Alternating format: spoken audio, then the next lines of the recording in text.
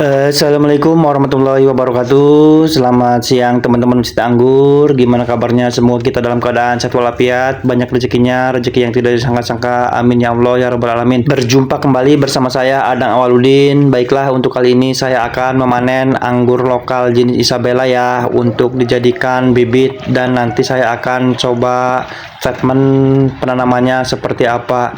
Langsung saja ya, ini dia pohon anggur Isabellanya. Alhamdulillah tumbuh subur ya, dan sudah merambat kemana-mana. Nah, nanti kita akan sambung pohonnya, kita akan sambung dengan anggur import ya, yang rasanya manis.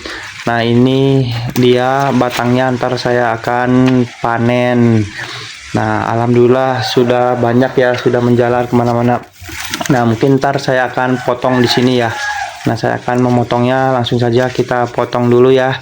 Kita potong di sini saja nih. Kita potong.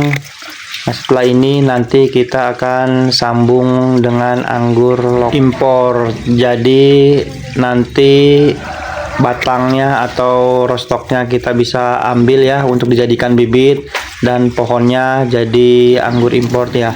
Langsung saja kita eksekusi, kita panen batang anggur ya. Pohon anggurnya kita cabut dulu. Alhamdulillah ini lumayan banyak ya, batangnya sudah besar juga ya, sebesar pincil, bahkan lebih besar lagi ya. Nah, kita cabut dulu. Nah, seperti ini ya, lumayan banyak. Ini ada beberapa pohon, padahal ini nggak kerawat ya, nggak dirawat, tapi anggur lokal itu tahan terhadap penyakit. Nah, ini dia hasil sambungnya ya, kita telah sambung beberapa ya, nanti kita sambung yang ini ya, karena pohonnya kecil nanti kita sambung dengan entres yang kecil juga ya, jadi yang sama pohonnya. Nah, seperti ini ya contohnya nih, kan sama, jadi ntar hasilnya akan bagus. Nah, ini dia yang sudah saya sambung semua ya. Alhamdulillah ada 4 pohon ya yang sudah saya grafting atau sambung. Mudah-mudahan ini cepat tumbuh tunas ya, karena saya menanamnya atau menyambungnya dengan sudah ada keluar tunas sedikit ya. Dan kita lanjutkan ke pemotongan batang tanaman anggurnya ya, untuk dijadikan bibit atau bisa juga disebut rostok ya. Ini untuk pembibitan, nanti bisa kita sambung juga ya, kita grafting dengan anggur import, atau kita tumbuhkan dulu ya, nanti kita sambung. Nah, seperti ini ya batang-batangnya. Alhamdulillah lumayan sudah cukup lah untuk dijadikan bibit.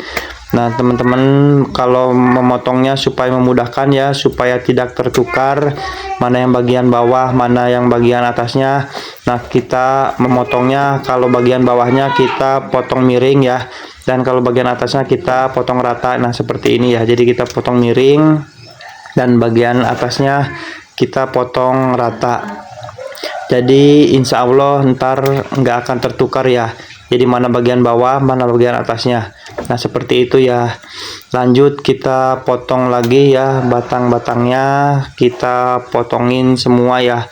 Lumayan ini juga insya Allah jadi banyak ya, cuman beberapa pohon terlantar ya, pohon nggak pernah diurus, tapi alhamdulillah tumbuh dengan subur.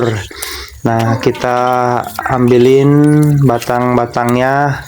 Alhamdulillah lumayan banyak juga.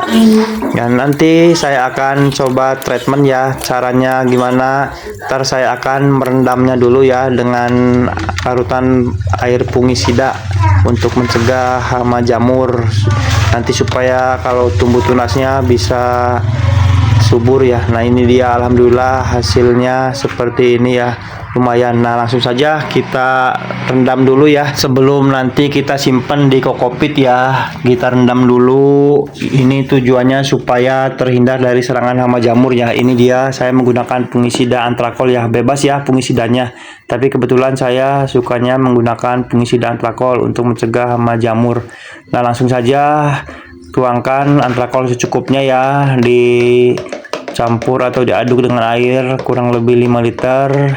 Nah, setelah ini nanti kita rendam bibitnya atau rostoknya, kita rendam selama kurang lebih 1 jam ya, kurang lebih 1 jam. Dan setelah ini saya juga biasanya merendam juga dengan air dicampur bawang merah ya. Jadi bawang merahnya kita geprek dulu ya, kita ulek-ulek dulu. Nah ini dia bawang merahnya, nanti kita ulek dulu atau kita iris-iris dulu. Setelah lembut kita masukkan ke air ya, kita masukkan ke air 5 liter lagi, nanti kita rendam juga kurang lebih 1 jam. Setelah itu kita tiriskan ya. Nah ini sudah kita rendam di air bawang ya, campur bawang. Nah bawang itu ada JPT-nya ya, zat perangsang akarnya ya, zat perangsang tumbuhnya.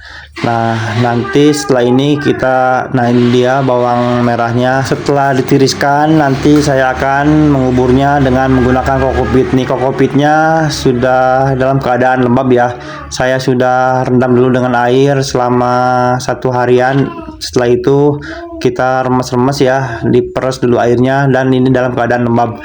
Langsung saja kita masukkan ke kokopit ya.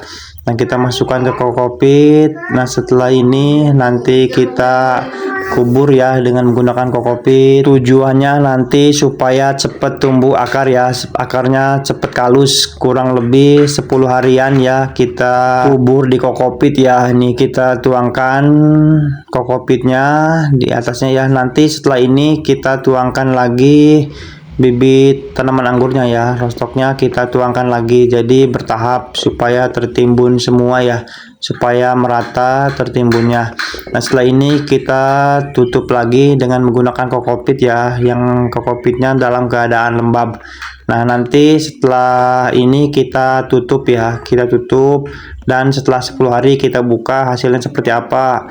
Oke, ntar kita akan lanjut lagi ya perkembangannya. Terima kasih. Wassalamualaikum warahmatullahi wabarakatuh. Salam perangguran, sukses selalu.